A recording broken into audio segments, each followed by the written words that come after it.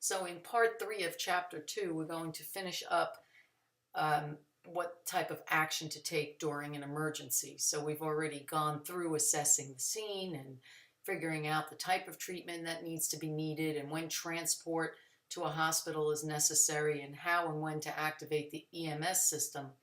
In this final part of the chapter, we're going to talk about the various diseases that you need to be careful about with regard to bloodborne and airborne diseases when you are treating a person that is ill or injured.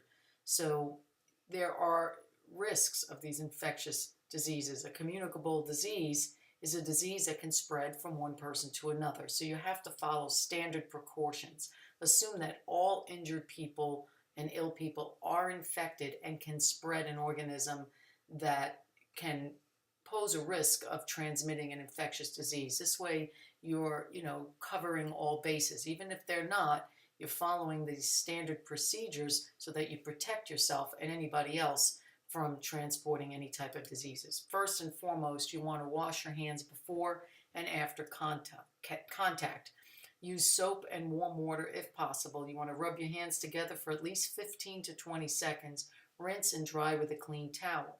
Unfortunately, you don't always have water and soap available, so having an alcohol-based hand sanitizer available at all times is imperative. If you know you're a person that is a first aid responder, you should have things such as this and vinyl gloves always with you at all times so that you can react in this type of emergency situation. If you're using a alcohol-based hand sanitizer, you want to apply the gel, rub your hands together until they are dry. You need to use personal protective equipment such as exam gloves that a physician will use or anybody else in a laboratory. It provides a barrier between the first aid provider and the injured or ill person. Once you've used those gloves, you have to be very careful how to remove them because, again, you don't want to get any contaminants on your skin. So you're pinching one glove on the outside near the wrist. Gently pull the glove off, keeping it inside out. Hold the removed glove in the other hand that has a glove. Slide 2 fingers of your bare hand inside the remaining glove at the wrist. Stretch the glove away from the hand and pull the glove off, keeping it inside out. This will keep the first glove inside the glove just removed, so you will never be touching the outside of that glove that was exposed to any contaminants with your bare hand.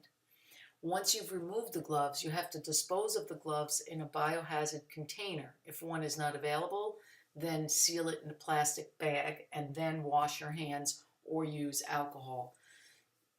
Another type of personal protective equipment is a mouth-to-barrier device when you are administering CPR to a patient. You also want to use goggles for eye protection, and if you have an apron or a gown or some type of a lab coat to put over you, all of these things will protect you from any contaminants. Once you have taken care of that situation, you have to clean up the scene. When you're cleaning up, you have to wear heavier gloves rather than lightweight latex or vinyl gloves. Use an absorbent barrier to soak up any blood or other materials in the area and clean with soap and water. Disinfect if possible and discard any contaminated materials properly.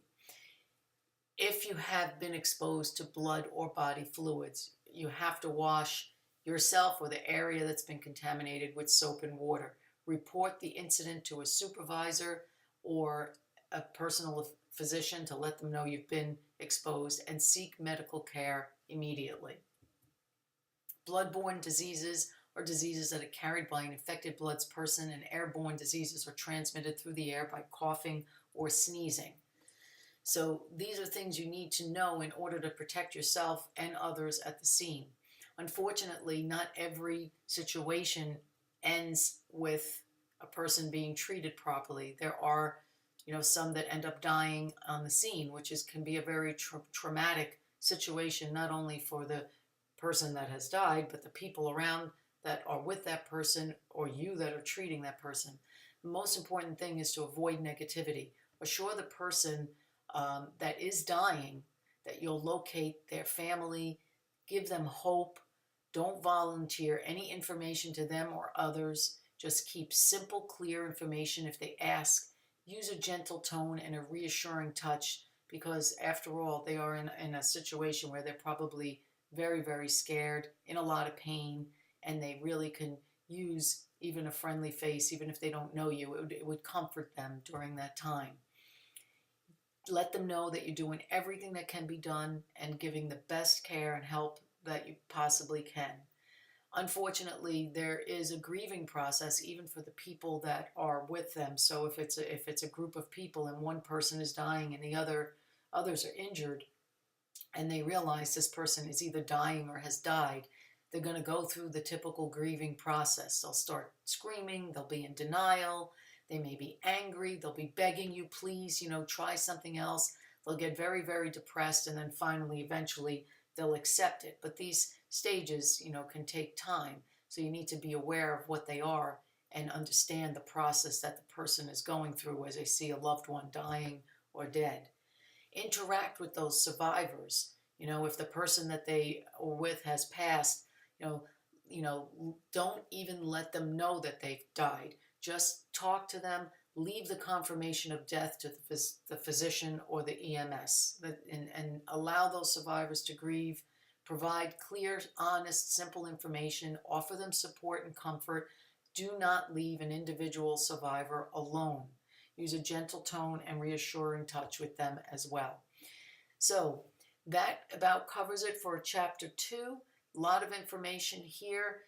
Reread it and go over it, because when you have to assess a scene and you are in a situation that is of dire emergency, if you're not confident in your abilities, if you're not practiced in your skills, you may not make the clearest decisions.